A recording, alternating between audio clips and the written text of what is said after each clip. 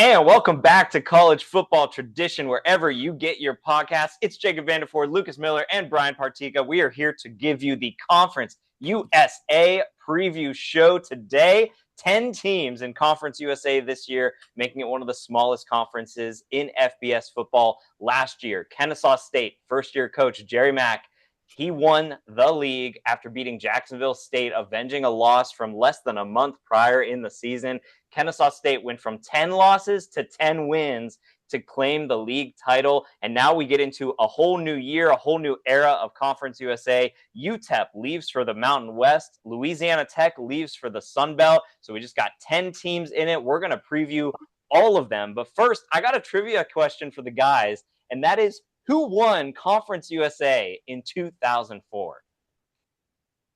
And I'll give you a little hint. It's a current Power 5 school, Power 4 school.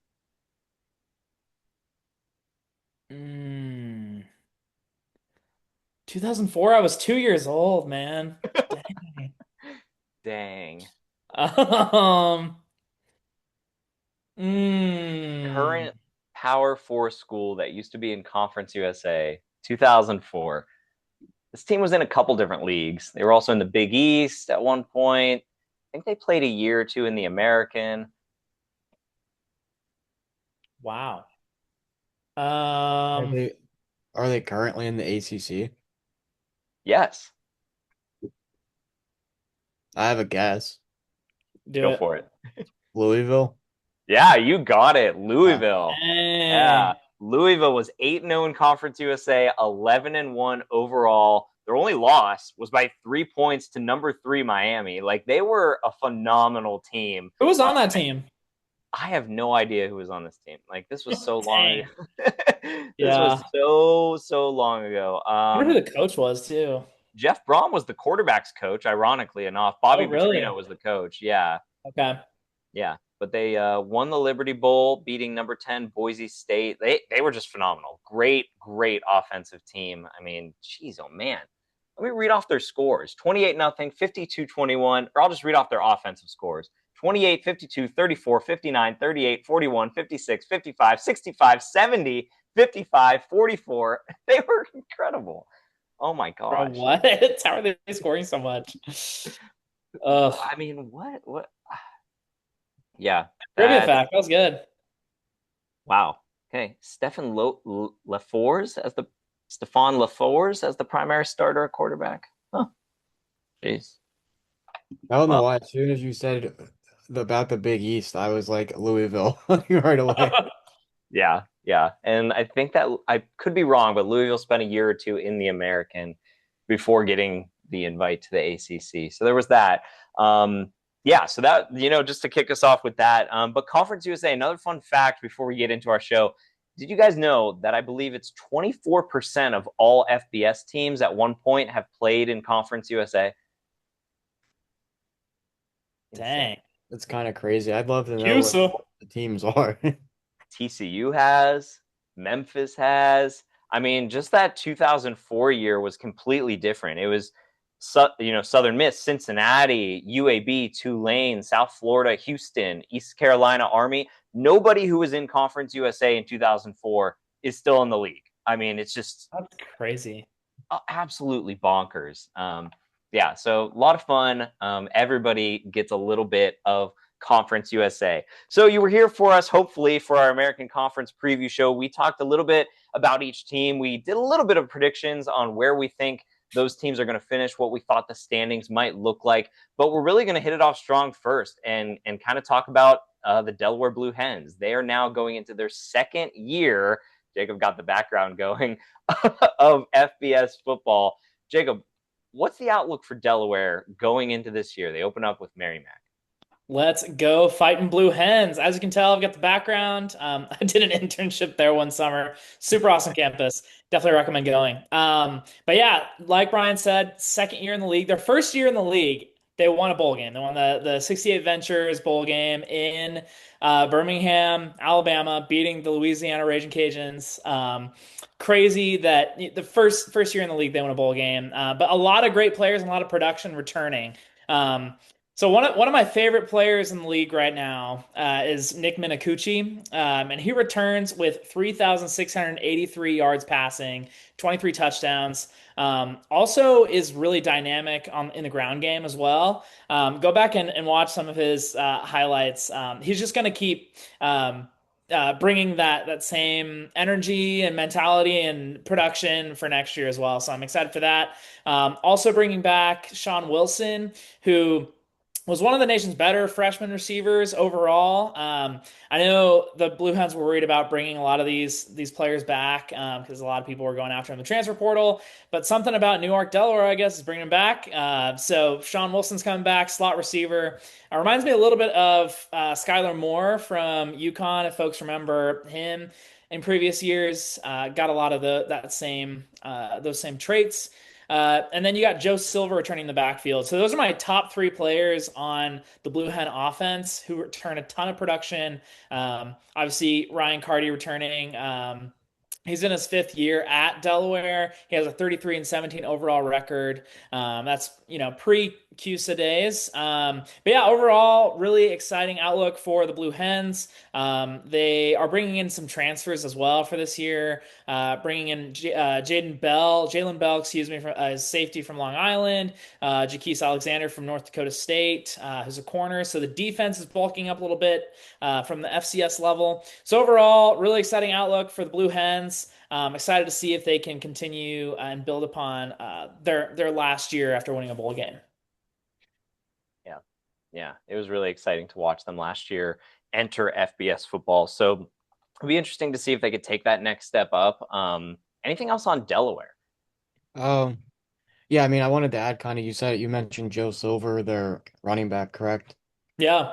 Um, I mean, they also got in a transfer from Bowling Green. It was Kadarius Roberts. So, like, I'm hoping Mhm. that at least for them, if they're losing any production in the receiving core, that with their running back group, they could at least have some of those guys that they brought in that are backups for Silver, and then they could get at least a run game going as well. Because I mean, with going, what were they last year? 7-6 with the bowl win. Yeah. I mean, they could definitely try and improve upon that, especially like if they can get that production on the offensive side with like a balance between the run and the pass. Um, but yeah, I mean, like you mentioned, Sean Wilson, I do remember watching him, previously. So, um, he's that whole offense has been good, especially bringing the quarterback back. Yeah.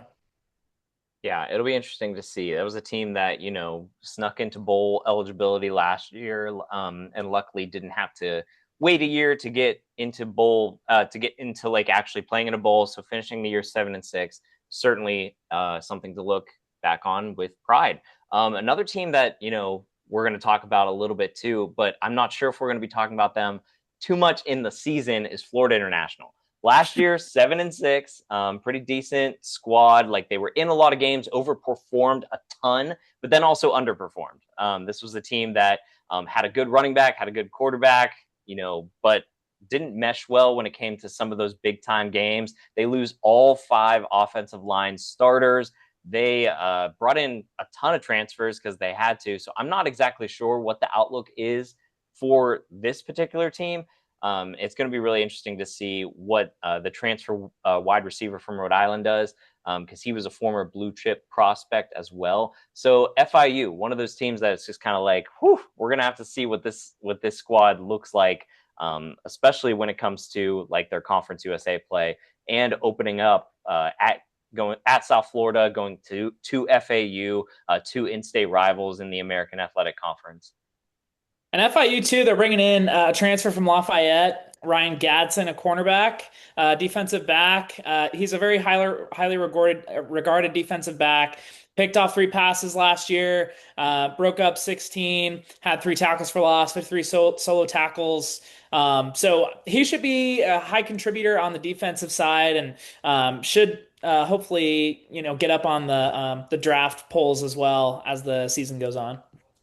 Yeah, I mean, Brian brought it up a little bit, but I think, having that transfer from Rhode Island, you kind of would just at first wonder what kind of production is he going to bring to the table, moving up from FCS to now playing in the FBS.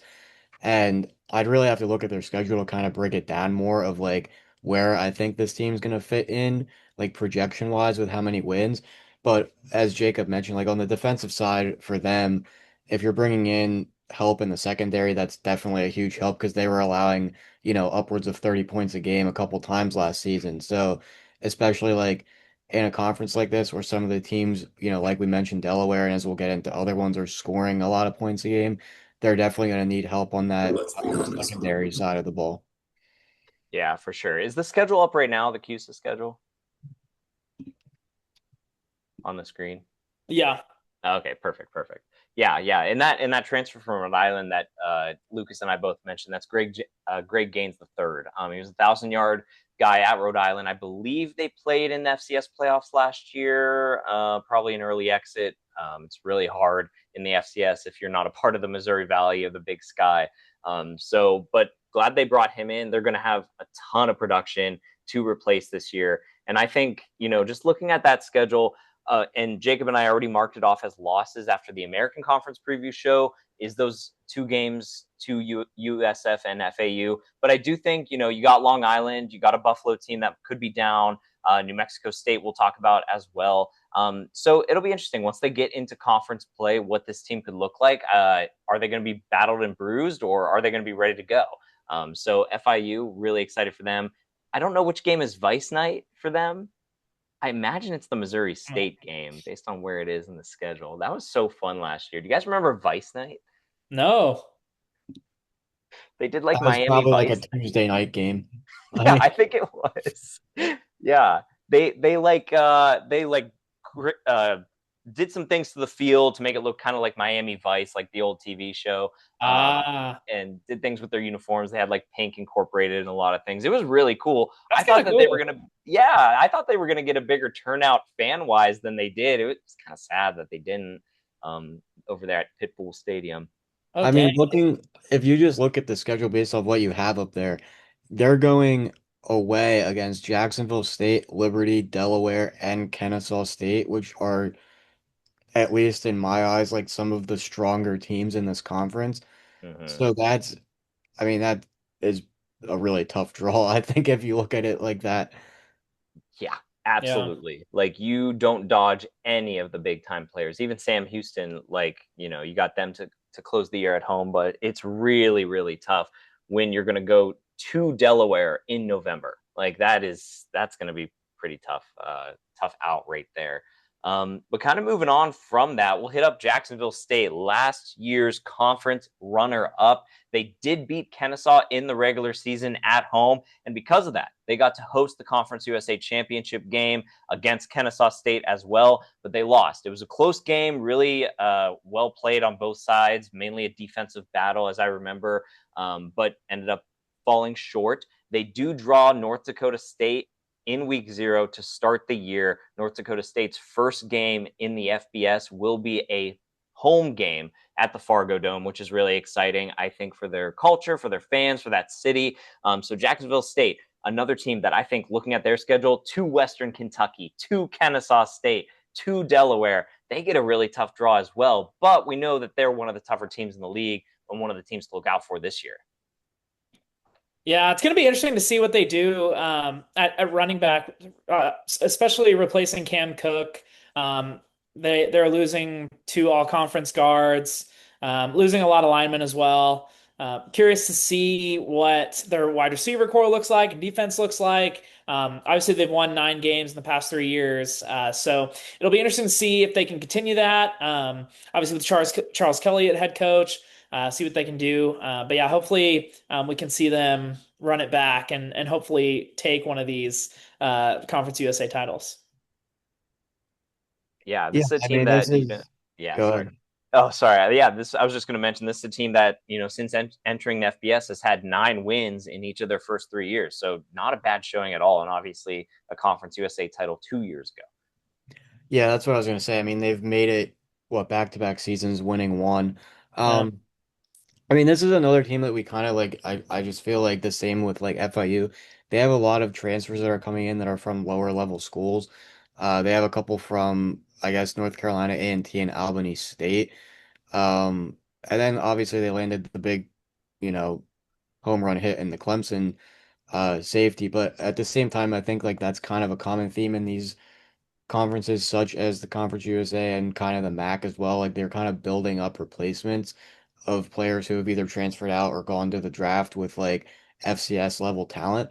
And it kind of works for them, I think. I mean, you're at least getting a lot of that production back from guys that are like hungry to play at the higher level. So yeah, I mean, obviously winning what 9 games back-to-back seasons and making your conference championship, winning one of them, that's great. So I think this is in my eyes a team that like you're coming in already accomplishing so much. So like now how can you even take a higher step coming into year 3 under this coach? Yeah, absolutely. I mean, they've had a lot of continuity, as you both have mentioned, when it comes to coach, which is huge, especially in a conference like this. And as far as talent goes as well, this is one of the few teams that we're going to be looking at that returns their quarterback. That's sophomore quarterback Caden Creel. He wasn't a guy who was necessarily throwing the ball all over the field. He only threw for 1,500 yards, I believe 9 touchdowns, but he did rush for over 1,000 yards. This was a rushing first team. And even though they lose Cam Cook and they lose some of their star guards, like 5 of their 8 linemen are still back. And we're going to be interested to see how they use their receiver, DeAndre Johnson. This dude's 6'8".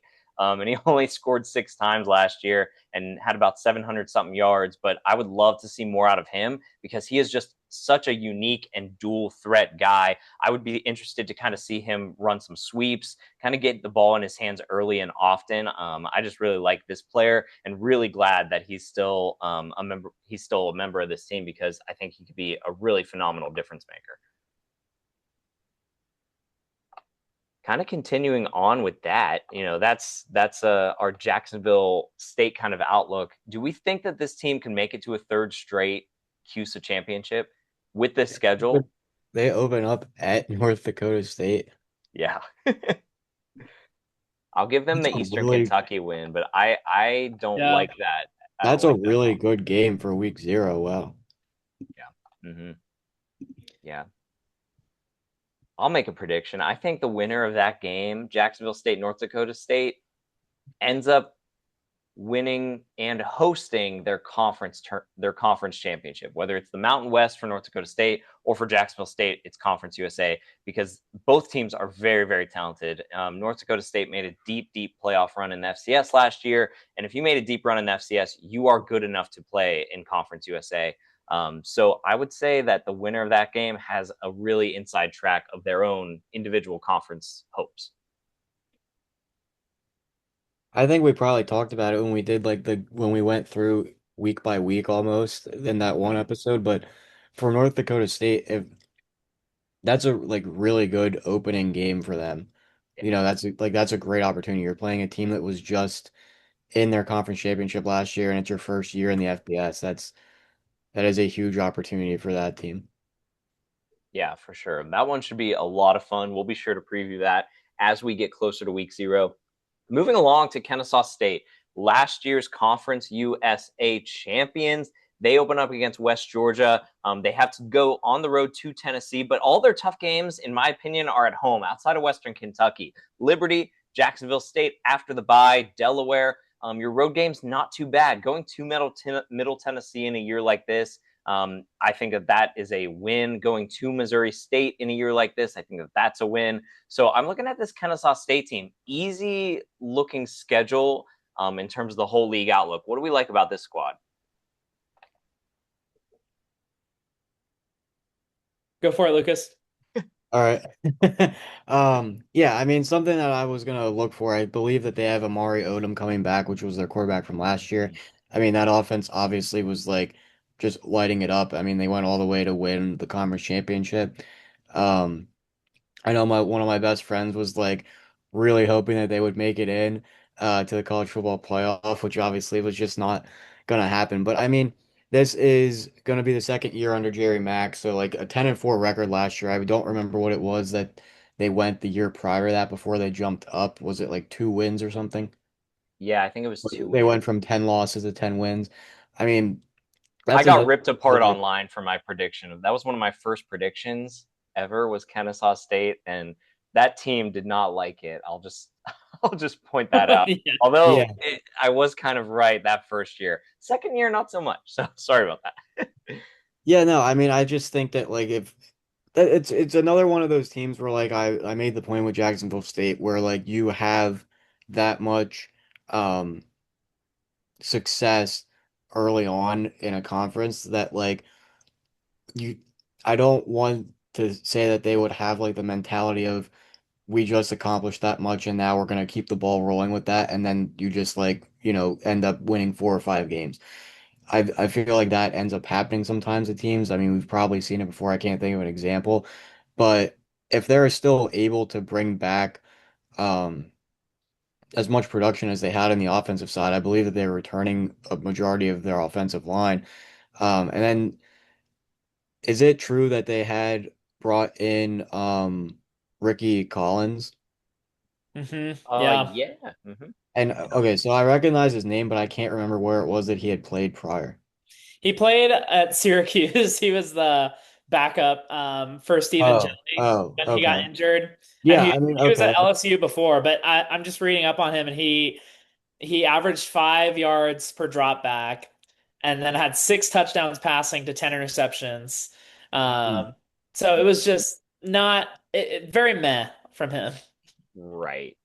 Yeah. Yeah. All right. Well, aside from that, I don't know. I would for their case, I would hope that like at least Jerry Mack would maybe like bring him up to a better level of Yeah. play. I mean, you would kind of hope when you bring in for them that's a pretty good transfer portal hit coming from an ACC team.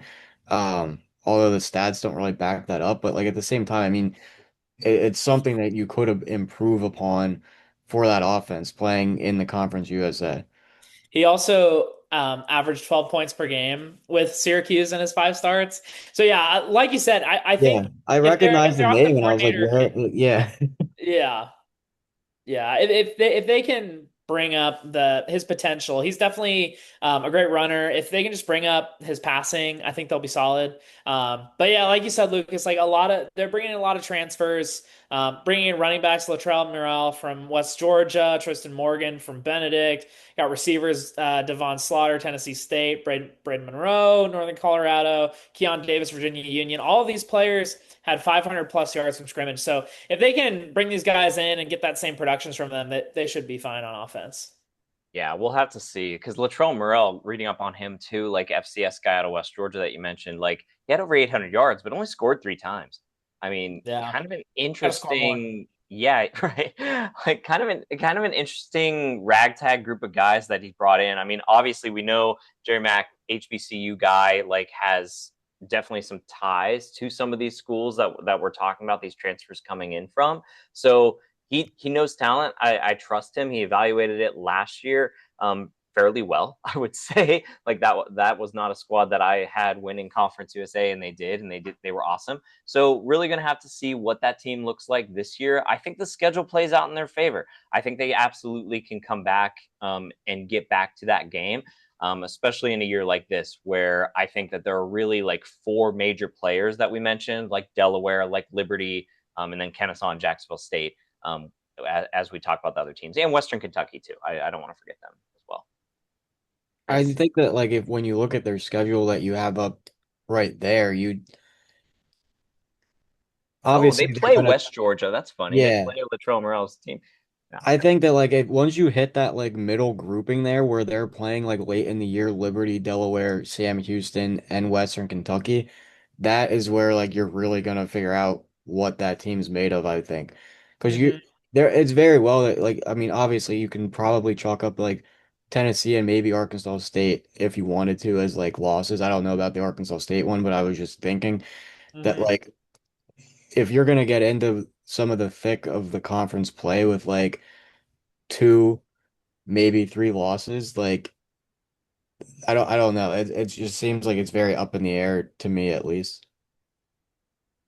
Yeah, Yeah. I think that this is one of those conferences that going into November, there will probably be 7 teams still alive in this Mhm. thing, 6 at least. So, yeah, it could be really tight, especially with the way the schedule plays out for teams like Sam Houston. Like they play Jack State, Kennesaw, both in November, so a lot of these big time games happening late.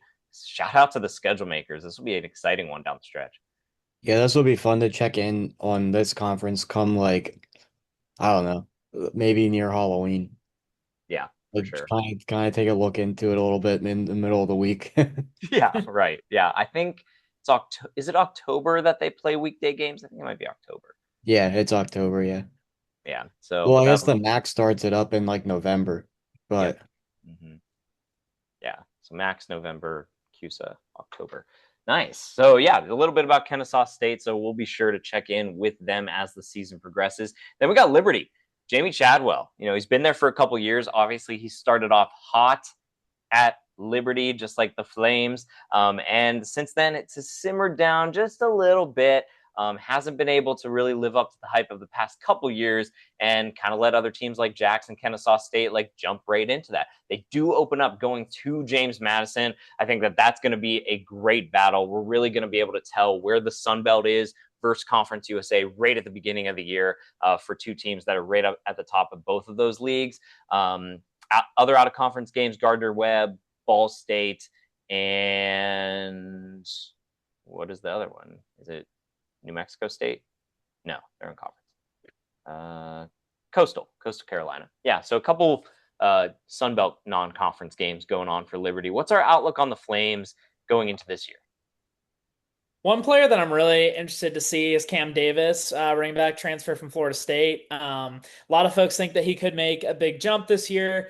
And I mean, he wasn't like 4-star, 5-star or anything, but he has a lot of potential. And if you think about former Jamie Chadwell offenses, think back to Coastal Carolina with Grayson McCall. A lot of those teams were able to run the ball, run the option, do I formation, and then be able to play action pass. So I'm excited to see what Cam Davis can do, even Kanye Udo from Army as well. I think that could be kind of a two-headed monster duo in the backfield, and then hopefully they can get some of their wide receivers going. Jamari Person, Mekhi Jackson, Rashawn Cunningham. Hopefully those three can kind of get going, and hopefully quarterback Ethan Vasco can come back from his spring injury as well, and be able to throw the ball around the yard. Yeah, we'll see, because they're still in a pretty thick quarterback battle. And, Jamie Chadwell, much different approach, probably because he has a little bit more FBS experience at this point, much different approach than Jerry Mack, because he's bringing in a lot of transfers from mainly Power Four and other Group of Six schools. So, he's got a quarterback in from Wake Forest, got a quarterback in from West Virginia. And you mentioned some of those guys, Mekhi Jackson from Indiana, a guy who didn't really play for the Hoosiers national championship team, but was on a championship winning team. That's a big deal when you're talking about going to a school like Liberty. So it'll be really interesting to see those two dynamics at play, bringing in guys who have been at those multi-billion-dollar programs and other guys who are just at that multi-$100,000 program. So it'll be really interesting to watch. No. yeah, I think something I mean, we'll have to keep, updated on what the quarterback battle is, but I think that that's something that we could probably keep an eye on, just kind of tell the tale of like what we think this team will do. Because, um, sorry, considering which quarterback gets the job then, because like obviously they're all gonna have different playing styles. You don't know what that quarterback room is gonna look like going into week one or week zero, as of yet. So that's something that like this team's definitely gonna have to look for this summer. Yeah, it's going to be really interesting to watch. Especially, there's probably a lot of quarterback battles going on at the Group of Five, Group of Six level this summer, but probably not many of them have guys,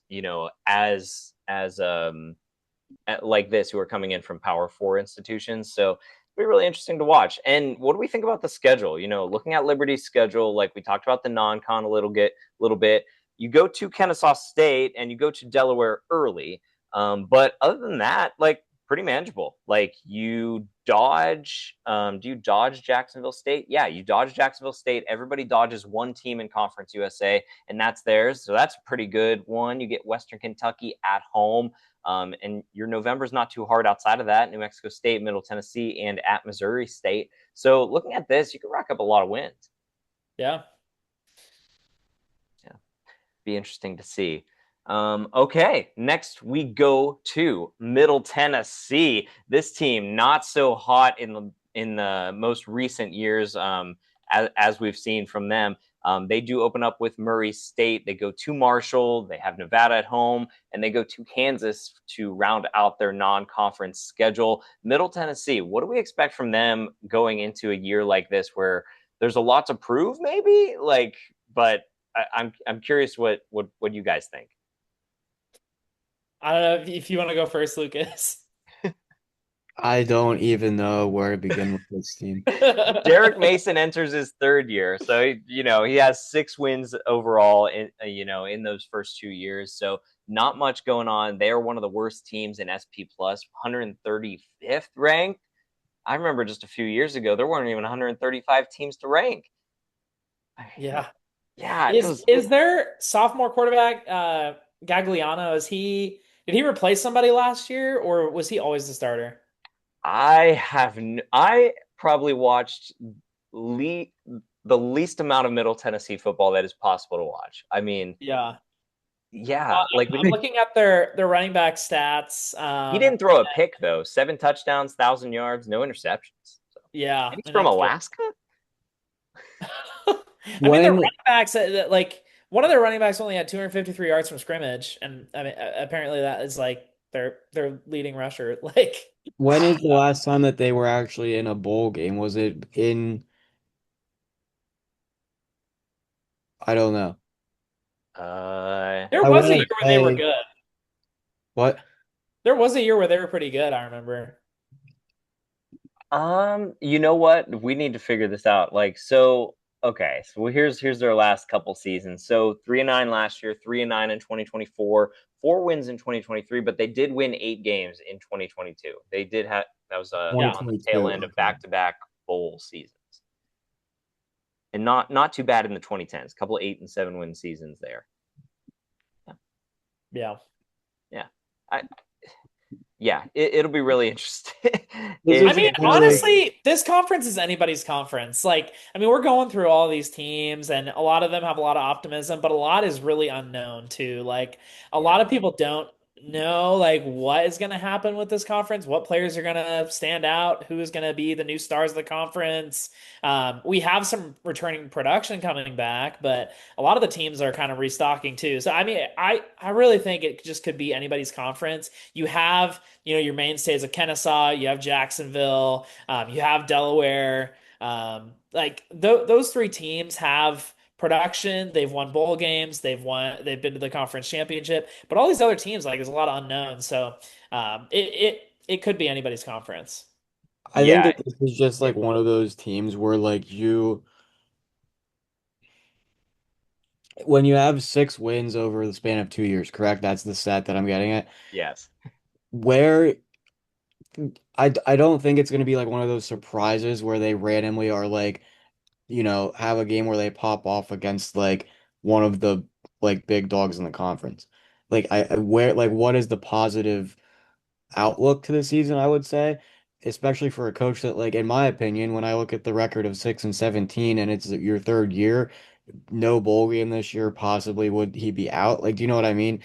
So when you look at that schedule right there, like Murray State, okay, that's a game where like you have to be competitive and beat the FCS team, but then you go to Marshall, you play Nevada, and they're at Kansas. So like that's like 3 games where like I don't see them winning.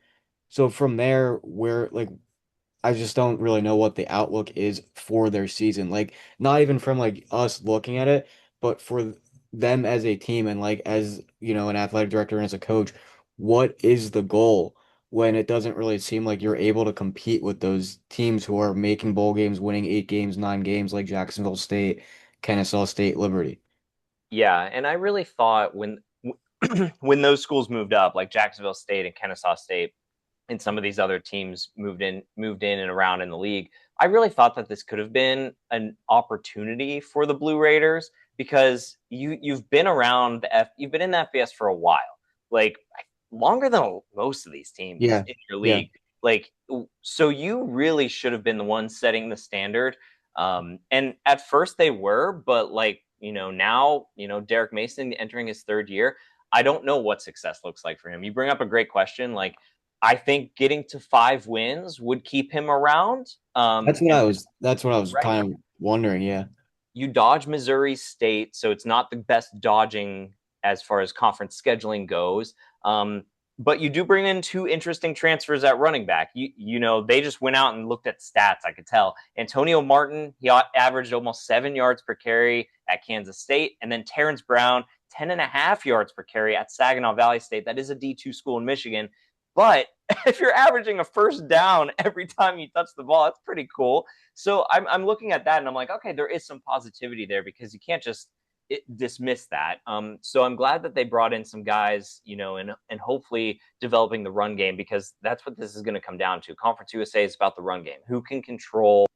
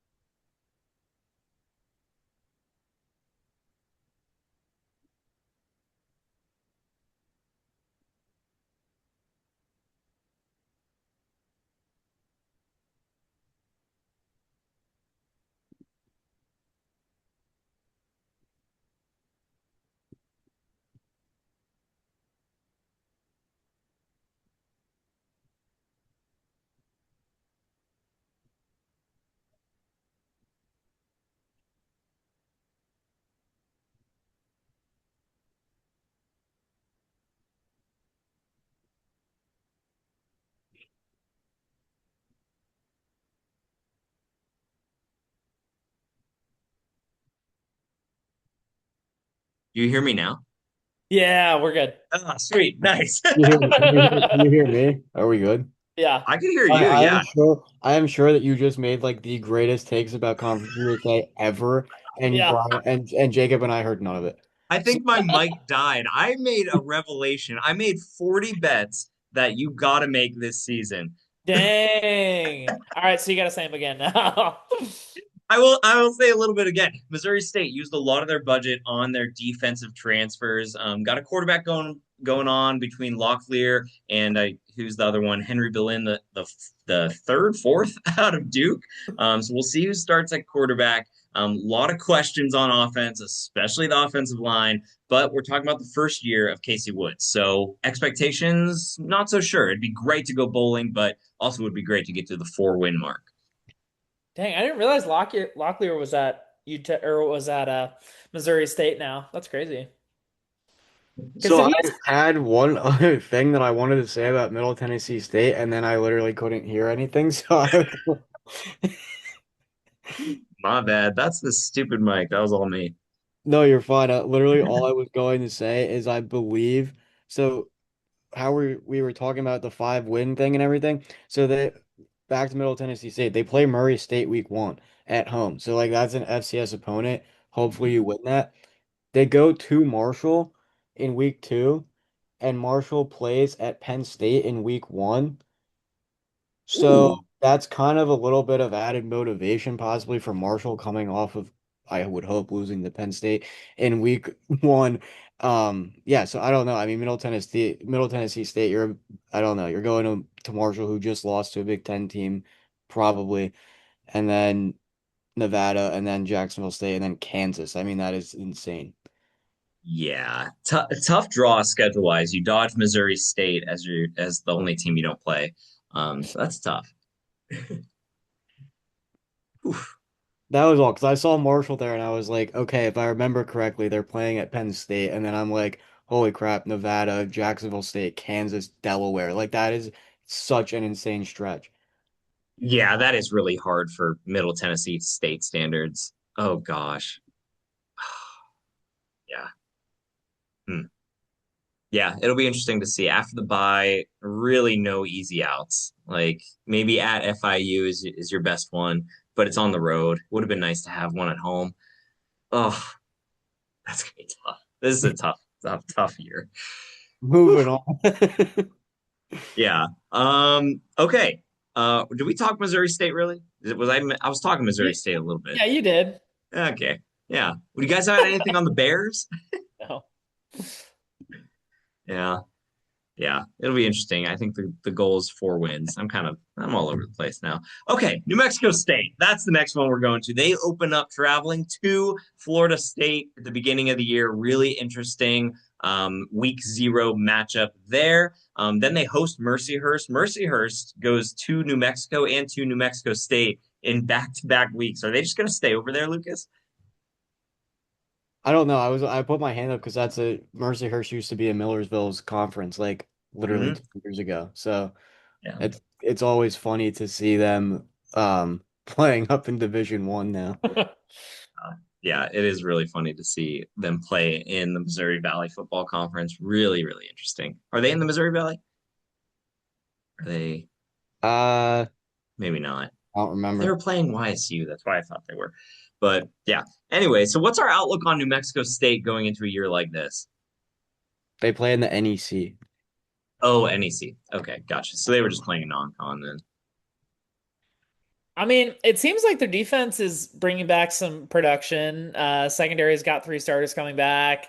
Um, got a lot of interceptions from that secondary this past year. So, I mean, looks like their defense could be in good shape. Not a lot of known commodities on offense, I feel like. We'll see what happens with that. Yeah, I mean, that's kind of all I got on New Mexico State. Yeah, Tony Sanchez entering his 3rd year, averaging 3.5 wins a year. So I think that this is kind of one of those years where you need to show a little something, something. So Yeah. I would say if you're Hot not seat. bowling, that's going to be tough. Yeah. Yeah. Yeah, so it'll be interesting. I mean, Trey Hayden, almost 3,000 yards at Furman last year. So you got some options at the quarterback position. Like, we'll kind of see who ends up taking the reins. There are a lot of CUSA quarterback battles going into a year like this. But yeah, this is going to be a tough one. Another team that brings in a lot of transfers. And really got to shore up the offensive line. I think after watching last year, that's kind of one of the weaknesses and one of the things that really got to show in this league. This league, if anything, plays good defense. So you got to be able to shore up that if you want to be able to score points in CUSA. Okay, moving on then. Nice. Sam Houston, another team that moved up recently from the FCS level. We already marked their game against Tulsa at home as a loss, but they do get Nichols at home. They travel to Troy, travel to Texas Tech as well before they get into their conference schedule. What's our outlook on the Bearcats going into a year like this one? The other thing I want to say about Sam Houston State is that I didn't realize that Phil Longo was the head coach there. And obviously, like we know his trajectory, who he's coached in the past, as an offensive coordinator for North Carolina, helped Sam Howell to multiple school records. Wisconsin wasn't too great as an offensive coordinator. As we know, Luke Fickell's name has been on a lot of the hot seats and things like that. This could be that year where a defining year where going to Wisconsin if Luke Fickell Doesn't win. We'll see what happens. But Longo being the offensive coordinator there, didn't do super well. So he's been kind of all over the map. Bryan, he was at Youngstown State with you back in 2010. Yeah. So I'm curious to see what he can do with that air raid offense at Sam Houston State. Not sure again what production they bring back, what transfers they're bringing in, but we'll see what happens with them. I mean, they have some pretty notable transfers, it seems. I I mean, just based off of the schools that some of these guys are coming from, they have transfers from Wisconsin, Maryland, Rutgers, NC State, Boston College, a few from NC State, Arizona. So like compared to some of the transfers we were mentioning from these other teams in the Conference USA, like guys from the FCS level, these are like power four offensive linemen and running backs and linebackers that they're getting. So I mean, w with Phil Longo, a coach, like I mean that you got to improve from 2 wins, I would hope. If you're getting that kind of portal help. Yeah, yeah. I'm glad that you brought that up too. This is another one of those teams like Liberty that's bringing in a lot of those power four guys, from kind of like the Big Ten and stuff like that. So it could work out for them. And you do have a sophomore returning at quarterback. That's Landon Locke. So he's a guy who big body player, 6'4", 200-pound guy. Like I think that this is going to be another team that has to rely on the run game and obviously defense. Apparently their stadium is already fixed up, so they're back at their home stadium, no longer have to play. They were playing at, I think it was a soccer venue last year. It was like was it? I don't think it was their college's soccer venue, but it was one like in the area or something like that. So they at least get some home games back, which is always good to have in college football. We love that. Don't want any neutral site games. So what success look like for Phil Longo coming off a 2-10 season going into his second year? What is it looking at this schedule? I don't believe Man, that they're going to make a bowl game. So I mean, four I wins. don't because I see them losing for sure. Like Texas Tech. yeah. Um, I think at Liberty would be a loss. Western Kentucky, I think is going to be solid this year. I think they're going I don't know. It's Kennesaw State and Jacksonville State, like I think those could be losses too. I Yeah. mean, I think they might be barely scooting into a 6-6 season, and that would be an improvement. Like if they make a bowl game, like that would be huge in as a second year leap for Longo. I think. Yeah. I think that that would absolutely be huge and secure him for, another 2 seasons at that if they were able to make a bowl game for Sam Houston. So that would be really, really interesting. Let's see if they can compete against Texas Tech. Obviously not win the game, but can you put up points or can you stop that offense a couple times? I think that that'll show kind of where they're going to be after the bye once they really head into conference play. So really interesting year for the Bearcats. I wouldn't say Phil Longo's on the hot seat necessarily, unless you win only 1 or 2 games again. But I think 4 wins would obviously be an improvement, but for sure a team that's looking to go bowling. well, Last but not, sorry. what do you think of when they played Troy in the beginning of the year though? Man, we It's haven't at gotten to our Troy. we haven't gotten to our Sun Belt stuff I yet. the But only reason I said about them not making a bowl is that like I see that you have it drawn up as a loss against Tulsa. Is that Tulsa? yeah, Yeah. So like just if you base it off of that you already have that. I don't know about Troy right now. So like in my prediction at the moment, like I think that Troy could beat them. You're gonna lose to Texas Tech. You're starting out 1-3 going into a game where you're at Liberty. So yeah. like from there on up, how do you climb into a bowl game with that remaining schedule? I don't know how you do it. You'd have to sneak one against New Mexico State. Obviously, Missouri State would have to be a win. Middle Tennessee FIU. That's a good closeout at least. But you're right. You got Jax, you got Kennesaw, Western Kentucky, Liberty, and all those 4 games come in 2 back-to-back sets. Mhm. So I don't like I don't like the schedule layout for Sam Houston. One of the more unlucky draws for sure outside of the end of the year. Yeah. Yeah, you're great question. How do you get back into the bowl talk if you're starting out 1-3? Oof. But a team that we know won't be on the outside looking in of bowl season are the Hilltoppers. They have been an 8 or 9 win team practically, actually, every year since the COVID season. They've been a beacon of just consistency under Ty Helton. Haven't won the league in 10 years though, so there is that hanging over their head. And this is one of the toughest schedules, non-conference wise, in college football. Having to go on the road 3 times to start the year at Nevada, that's fine. But at Georgia, the reigning SEC champs, then at Indiana, the reigning Big Ten and national champs, that is the hardest double that anybody in college football will play this year by far, hands down. Lock it up. That is tough. Are they going to be battle tested or battle wounded going in to a really interesting year for CUSA, and one where it's very top heavy with 4 or 5 teams that we all think could win the league?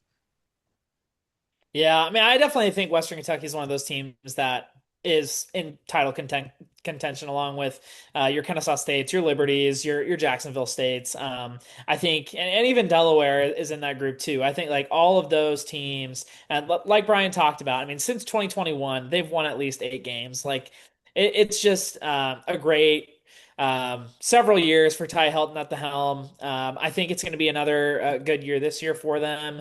Hopefully, we'll see what they can do with the schedule, like you were talking about, Bryan. Like it's going to be a grind. I do think that Georgia and Indiana are going to be losses for them, but I think they could win the rest of their schedule. To be quite honest, a lot of these games are at some of these other schools, but I look at like New Mexico State. I look at Sam Houston. I look at Middle Tennessee. Like those are winnable games away. Nevada could also be a loss. Jumping right out of the gate, you're going to Nevada. You're going to Reno. Not sure what they can do with that.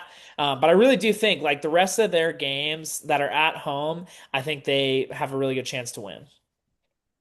Yeah, I think this is another team where, like, when you look at the quarterback battle, you don't really know it yet. This is kind of interesting. They have Brock Glenn, who was the Florida State quarterback that came in for Jordan Travis, I believe. I mean, yeah, I think, was that correct, right? I think you're right on that. Yeah. Yeah. Yeah. Um, yeah, I mean, I don't know, because I don't remember Brock Glenn being entirely that mobile.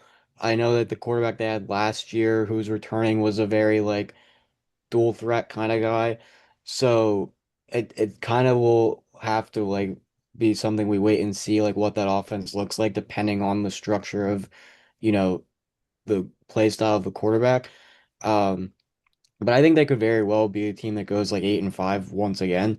Um, Obviously, yeah, that's tough to play Georgia and Indiana, but I just think that that's going to help them almost in a way of going on the road to two teams that just won conference championships at the highest level.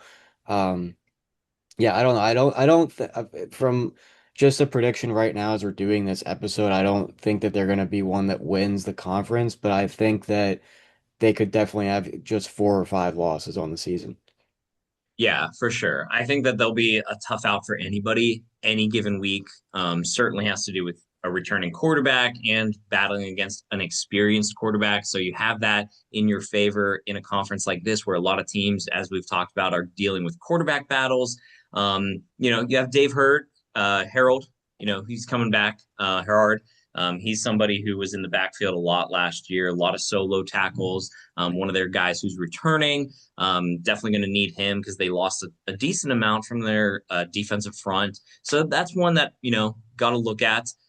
This was a decent defense last year. But like you said, Lucas, I think if they get to 8 wins, they'll have a chance to compete for the Conference USA title just because 2 of those losses are coming from out of conference. So, you could chalk those up already and then kind of see from there, like, what this team is going to look like. Because they might be an 8-4 team competing for the Conference USA championship. That's not something we are not used to. We're used to that, I guess, in Conference USA and the MAC over the recent years. Nice.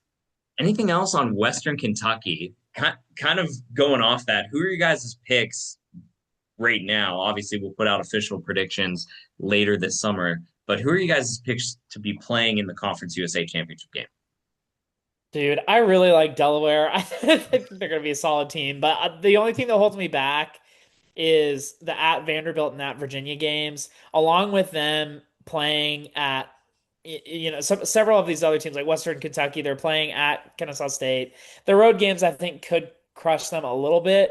But I really like Delaware. And then I don't know, like I really like Western Kentucky too. I think those two teams could be solid choices. But then like Jacksonville State and Kennesaw State could return back as well. So it really is an open league for me, I feel like. Yeah, yeah. Is this our two questions? One, are we going to then end up like picking each team's schedule like you were saying? I think we'll just save that. We'll kind of combine our rankings and we'll No, figure I out didn't what. mean right now. I meant like in general, like we're gonna end up doing that then. All right, Yeah, yeah. I mean, without actually looking into every game, and they don't do divisions at all, correct? It's just the two best. yeah, just the two best. But everybody dodges one team. Yeah. I mean, I like Liberty. Um, I think that I might end up picking them, to be honest. And then it's gonna be, in my opinion, I'm gonna end up giving a toss up between Jacksonville State and Western Kentucky. But I think I'm gonna go with Jacksonville State to make it a third year in a row and play Liberty. Oh, that's a really good prediction. I think for me, I'm looking at a lot of these teams at the top, especially Western Kentucky, Liberty, Kennesaw, Jack State, and Delaware. I'm including in that as well. And I look at how the schedule plays out, and I really like Kennesaw State's schedule. Your tough games are at home, outside of that Western Kentucky game at the end of the year, but you might have a spot in CUSA locked up by then, potentially, based on who you have before that.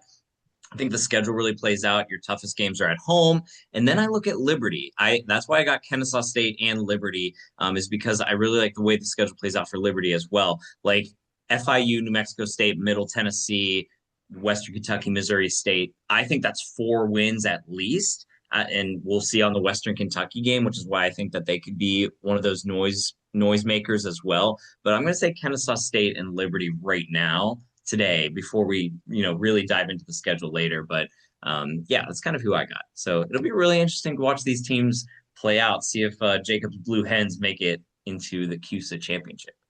Yep. Yeah.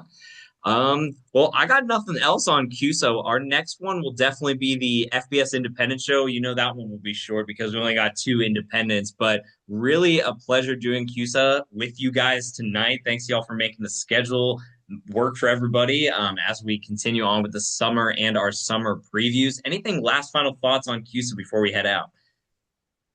Yep. I don't think so. Nice. Okay, perfect. All right, sweet. Well, for Jacob Vanderford and Lucas Miller, I'm Brian Partiga. This is the Conference USA Preview Show.